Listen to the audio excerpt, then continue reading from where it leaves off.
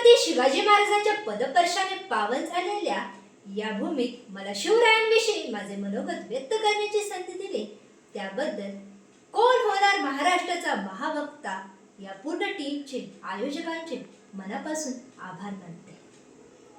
महाराष्ट्राचे आदिदैवत भूपती नृपती पृथ्वीपती परमप्रतापी प्रगल्भ बुद्धिमान विद्यानिष्ठ जगविख्यात विश्ववंदनीय राजाधिराज योगीराज श्रीमद छत्रपती शिवाजी महाराजांना या जिजाऊच्या लेकीचा मानाचा मुजरा मानाचा मुजरा मानाचा मुजरा। माझे नाव प्रणिता अतुल चौधरी, मी अक्कलकुवा या गावात राहते।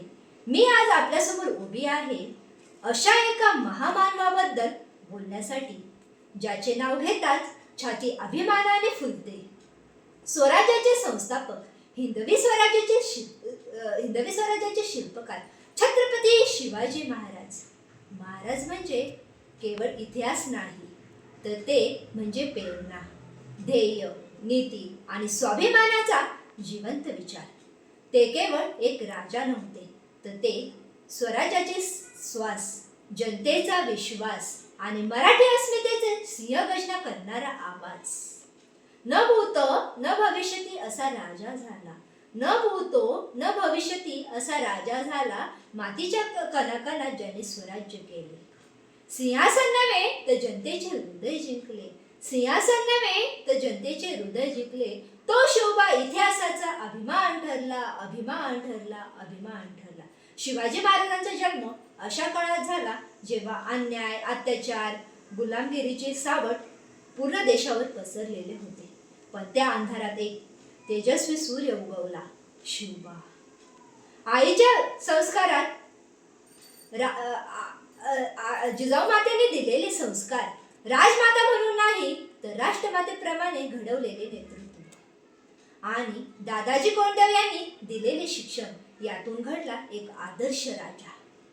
आईच्या संस्कारात स्वराज्याचे बीज होते आणि म्हणून शिवाजी महाराजांच्या प्रत्येक श्वासात मातृभूमी होती। शिवाजी महाराज केवळ शूर योद्धे नव्हते तर ते एक कुशल प्रशासक होते। त्यांचे राज्य धर्मनिरपेक्ष होते, सामान्य माणसाच्या हितासाठी होते, शेतकरी साठी झटणारे होते। डोळ्यात स्वप्न स्वराज्याचे, डोळ्यात स्वप्न स्वराज्याचे, हातात तलवार होती, मनी फक्त मातृभूमी हीच त्यांचे संस्कार होते। शत्रू थरथर कापायचा नाव घेतात ज्या शिवरायांचा दरबार होता, दरबार होता, दरबार होता। महाराजांनी आपल्याला शिकवले, ध्येयाशिवाय स्वातंत्र्य मिळत नाही, न्यायाशिवाय राज्य टिकत नाही, चारित्र्याशिवाय नेतृत्व घडत नाही। त्यांची युद्धनीती, गमनीय कावा आणि प्रत्येक किल्ल्यावर भडकणारा भगवा हे केवळ युद्धाचे चिन्ह नव्हते तर ते स्वातंत्र्याचे स्वप्न होते। शिवरायांनी 1645 मध्ये मावळ्यांसोबत स्वराज्य स्थापनेची प्रतिज्ञा केली। शिवरायांनी तोरणा किल्ला प्रथम जिंकून स्वराज्याचे तोरण बांधले। कोंढाणा, पुरंदर, प्रतापगड, रायगड असे किल्ले जिंकले। निजामशाह, आदिलशाह, मोगल बादशाह या तिन्ही सत्तांशी लढा देत मावळ्यांच्या साथीने शिवरायांनी हिंदवी स्वराज्याची स्थापना केली। किल्ले होते त्यांचे सिंहासन, किल्ले होते त्यांचे सिंहासन आणि प्रजा होती त्यांची शक्ती। मित्रांनो, आज आपण शिवाजी महाराजांना फक्त पुण्यतिथीपुरतं मर्यादित ठेवतो का की त्यांच्या विचारांना आपल्या आयुष्यात उतरवतो? महाराज आपल्याला शिकवतात, अन्यायाविरुद्ध उभे राहा, स्वाभिमान जपा आणि नेतृत्व हे पदाने नव्हे तर ते कर्तृत्वाने मिळते। शिवराय इतिहासात नाही तर ते प्रत्येक मराठी मनात जिवंत आहेत।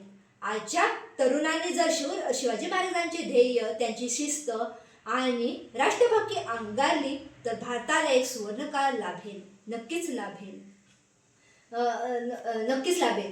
चला तर मग आपण शिवरायांचे विचार शिवरायांना फक्त वंदन न करता त्यांचे विचार जगण्याची शपथ घेऊया। जय जिजाऊ, जय शिवराय, जय भवानी, जय शिवाजी। थँक्यू।